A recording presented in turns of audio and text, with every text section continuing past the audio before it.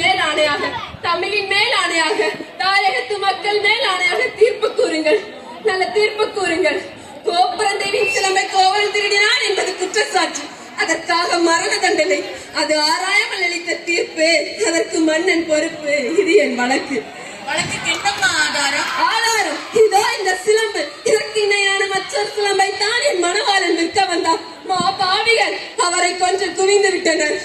அப்படியானால் தேவி அணிந்திருக்கும் சிலம்பு அவைகளில் ஒன்று என்னுடையது. அதற்கு அடையாளம்? அடையாளம் வேண்டுமா? 1000 கேள்விகள் என்னை கேட்டு உன்னை குற்றமற்றவனாக ஆக்கிக் கொள்ள துடிக்கிறாயே. இப்படி ஒரு கேள்வி நேருக்கு நேர அத்தானிடம் கேட்டிருந்தால் நீதி வருவா நெடுஞ்செழியன் என்ற பெயர் உனக்கு நிலைத்திருக்குமே, அத்தானின் உயிரும் தங்கியிருக்குமே. தேவி அணிந்திருப்பதில் ஒரு சிலம் உன்னுடையது என்று மெய்பித்து காட்டுவாயா? மெய்பித்து என்ன பயன்? இறந்து போன என் கணவரை எழுப்பித் தருவீர்களா, வெட்டுண்ட தலைவனை ஒட்டி தருவீர்களா? முடியாது உங்களால், முடியாது உங்களால்.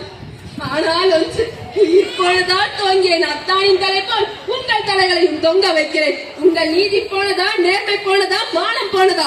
மதுரை பாண்டியா, உன் மனைவியின் பழைய சிலம்பிலே உள்ள பரங்கள் முத்துக்களா, மாணிக்கங்களா? முத்துக்கள், அதுவும் கொட்டை முத்துக்கள். என்னுடைய சிலம்பிலே உள்ளவை மாணிக்க பரங்கள். அப்படியா? எங்கே பார்க்கலாம். தேவி இப்படி கொடு.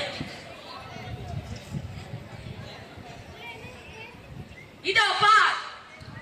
பார்த்தாயா? அடுத்த சிலம்பு.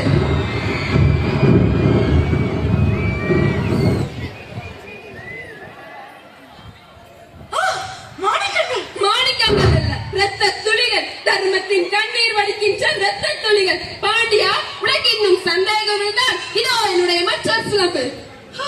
மாணிக்கங்கள். அமைச்சர்களே, அறத்தோறும் சான்றோர்களே, இதற்கு என்ன பதில்? தலை தொங்கி விட்டதா, நீதி கவிழ்ந்து விட்டதா, வாய் அடைந்து விட்டதா? நெடுஞ்செழிய பாண்டி நினாரம் போரம் திறன் அத்தனையும் மண்ணோடு மண்ணாக கலந்து விட்டதா?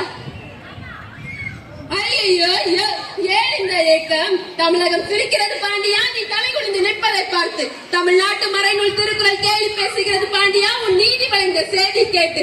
ஆணை சேனை 1000 வந்தாலும் அந்நாட்டு தலை குனியாமல் படை நிறுத்தும் உனது வீரம் எங்கே? வீரம் எங்கே? வெற்றி திருப்பாடு எங்கே?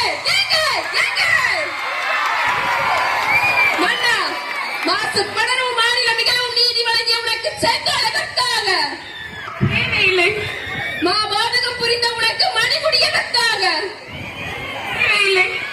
வேந்தர் குலத்திற்கு இழிவு கற்பிக்க வந்த உனக்கு பெண்கொற்ற கொடை எதற்காக? தேவையில்லை. அழு, அழு, என்னை காலமெல்லாம் அழைத்த காவலனே அழு. என் காதலனை, என் கண்ணாளனை, கண் நிறைந்த மணவாளனை துடிக்க துடிக்க கொஞ்சி விட்ட பாவி அழு, அழு, நன்றாக அழு. கண்ணகி, உன் கணவன் கல்வன் அல்ல, கல்வன் அல்ல. ஆராயாமல் அவசரத்தில் கொஞ்ச வருக அவனை இன்று ஆணையிட்ட நானே கல்வன், நானே கல்வன். தமிழே, தாயகமே, என் தாயே, என்னை மன்னித்து விடமா, என்னை மன்னித்து விடு.